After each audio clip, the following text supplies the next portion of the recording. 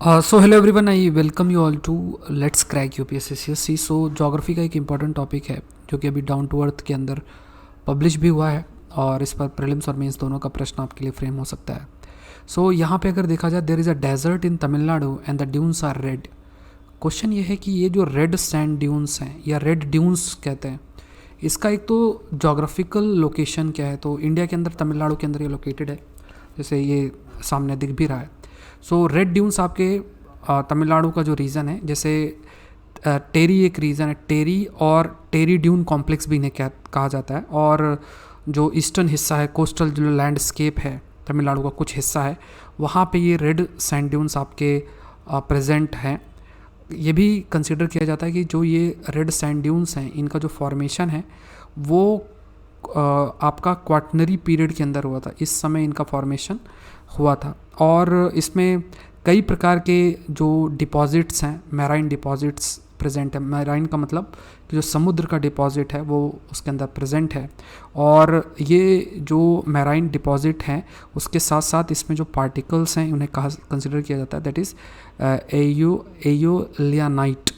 ये जो पार्टिकल्स हैं, ये पार्टिकल्स आपके इसमें प्रेजेंट है। तो यहाँ पे रेड सैंड भी प्रेजेंट है, बिकॉज यहाँ पे जो है रेड सैंड भी प्रेजेंट है और साथ में सिल्ट भी प्रेजेंट है, सिल्ट प्रेजेंट है।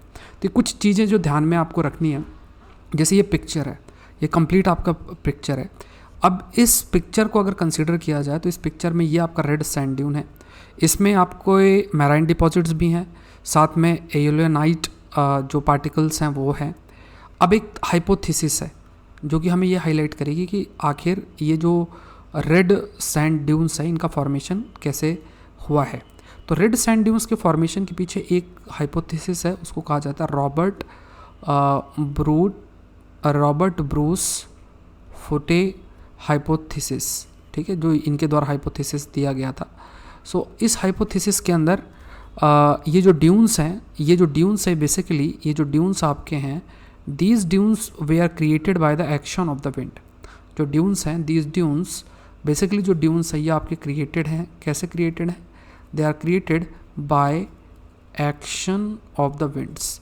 एक फीचर जिसे हम कहते हैं एरोडायनेमिक्स, एरोडायनेमिक्स का इसमें कंसीडर किया जाता है। हवा चलती है, हवा चलने से जो पार्टिकल्स हैं वो आपके लिफ्ट करते हैं और लिफ्ट करके ये आपका जो है सेटल करते हैं। तो वो पार्टिकल्स आपके लिफ्ट करते हैं और लिफ्ट करने के बाद ये आपका सेटल करते हैं और इस तरीके से जो ड्यून्स है वो आपका फॉर्मेशन होता है। तो ये रॉबर्ट ब्रूस फुट हाइपोथेसिस, ये इसके अंदर हाईलाइट किया गया। अब जैसे लाइक वी हैव डिस्कस्ड, ये जो रेड सैंड ड्यून्स हैं इसमें एरोडायनेमिक लिफ्ट प्रेजेंट है। We call it as a aerodynamic lift because जैसे जब हम एरोडायनेमिक का मतलब होता है कि ऊपर चीज़ें उठना, जो पार्टिकल्स हैं वो एक जगह से दूसरी जगह मतलब ऊपर की तरफ आपका जो है रेज होंगे। एंड जैसे पार्टिकल का वेट है, पार्टिकल के वेट की वजह से दे शुड सेटल, बट ये क्या है, ये थोड़ा रेज होंगे और फिर दे कैन बी सेटल्ड। अब कई स्टडीज़ हुई हैं, जैसे पेट्रोग्राफिकल स्टडी है। पेट्रोग्राफी क्या है कि जो कि हाईलाइट करती है रॉक का कॉम्पोजिशन क्या है, रॉक की प्रॉपर्टीज़ क्या है। फिर एक्सरे डिफ्रैक्शन एनालिसिस भी किया गया है। अब इसका मेनली कि जो मटेरियल है उसके जो क्रिस्टल्स हैं उनका स्ट्रक्चर किस तरीके से है। तो एक आपकी पेट्रोग्राफिकल स्टडी हुई है, डिफ्रैक्शन एनालिसिस हुआ है सर रेड सैंड ड्यून का, और उसमें कहा गया कि जब पेट्रोग्राफिकल स्टडी और डिफ्रैक्शन एनालिसिस हुआ तो इसमें हाईलाइट किया गया कि हैवी और लाइट जो मिनरल्स हैं वो आपके प्रेजेंट है। जो रेड सैंड ड्यून्स के हैवी और जो लाइट मिनरल्स हैं दे आर प्रेजेंट। कई प्रकार के जो हैवी मिनरल्स प्रेजेंट है, जैसे इस पूरे से रेड सैंड ड्यून्स में हैवी भी और लाइट मिनरल्स आपके प्रेजेंट हैं। So iron rich heavy minerals आपके जैसे एल्मेनाइट, मैग्नेटाइट, गार्नेट, हाइपरस्थीन, रूटाइल, ये आपके प्रेजेंट है। अब क्या है कि ये जो हैवी, फॉर एग्जांपल आपके जो ये heavy iron rich heavy minerals हैं ये आपके प्रेजेंट हैं। अब जनरली क्या है कि जो सरफेस वाटर होता था, उस सरफेस वाटर की वजह से ये हैवी जो पार्टिकल्स है ये नीचे की तरफ आपके चले जाते थे। सो नीचे की तरफ मतलब चले जाते थे, इसको हम लीचिंग भी कहते हैं। एक टर्म यूज़ होता है जिसे हम लीचिंग कहते हैं, we call it as leaching. So ये लीचिंग की वजह से क्या है कि वो पार्टिकल्स आपके नीचे चले जाते हैं और वहाँ पे यही जो आयरन पार्टिकल्स हैं, these iron particles are oxidised, oxidised, क्योंकि जो कंडीशंस हैं वहाँ पे नीचे जाने के बाद आपकी सेमी एरिड कंडीशन है, और उस सेमी एरिड कंडीशन के अंदर ये जो पार्टिकल्स है दिस पार्टिकल्स आर ऑक्सीडाइज्ड, आपके जो पार्टिकल्स हैं दिस पार्टिकल्स आर ऑक्सीडाइज्ड, और बिकॉज ऑफ द ऑक्सीडेशन ये जो ऑक्सीडाइज्ड पार्टिकल्स होते हैं ये इनको एक तरीके से इन पार्टिकल्स को रेड कलर प्रोवाइड करते हैं। तो ये फैक्ट आपको याद रखना है कि why you have a red colour के पीछे क्या रीज़न है। तो the responsible factors are these heavy minerals, iron rich heavy minerals जो आपके प्रेजेंट है, और ये जो हैवी मिनरल्स हैं नीचे जाते हैं और फिर फर्दर आपके ऑक्सीडाइज्ड होते हैं, और फिर जो रेड कलर देखने को मिलता है। तो ये फैक्टर रेस्पॉन्सिबल है। जैसे तो तमिलनाडु का रीजन है Tiruchendur, coastal town of Thoothukudi district, इसमें जो रेड सैंड ड्यून्स है वो आपके उनके पीछे रेड कलर क्यों है, वो ये एक फैक्टर आपका बन जाता है। तो ये ध्यान में रखना है। अब यहाँ पे देखो क्वेश्चन देख लो, consider the following statement about the red sand dune in Tamil Nadu. Comment section में पहले आप इसका आंसर पॉज करके दे सकते हो। Red sand dunes are called theri in Tamil, theri भी कहा जाता है। They consist of sediments dating back to the quaternary period and are made up of marine deposits. They have a very low water and nutrient retention capacity. तो जैसे हमने ये discuss भी किया था कि जैसे ये जो आपके पार्टिकल्स या रेड सैंड ड्यून्स, उसे थेरी ड्यून कॉम्प्लेक्स भी कहा जाता है।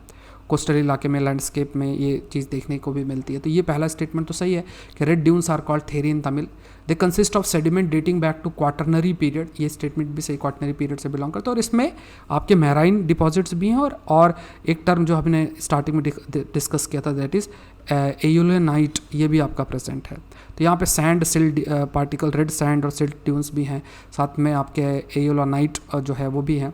दे have a very low water and nutrient retention capacity भी है, बहुत ही अगर देखा जाए तो बहुत ही लो वाटर और न्यूट्रिएंट रिटेंशन कैपेसिटी भी प्रेजेंट है। तो यहाँ पे ये स्टेटमेंट भी सही है, ये स्टेटमेंट भी सही है, ये स्टेटमेंट भी सही है। तो तीनों स्टेटमेंट आपके सही हैं। आंसर जो है दैट इज़ 1, 2 and 3। तो ये टॉपिक इंपॉर्टेंट, देखो ज्योग्राफी के अंदर इस तरीके के प्रश्न बहुत आते हैं।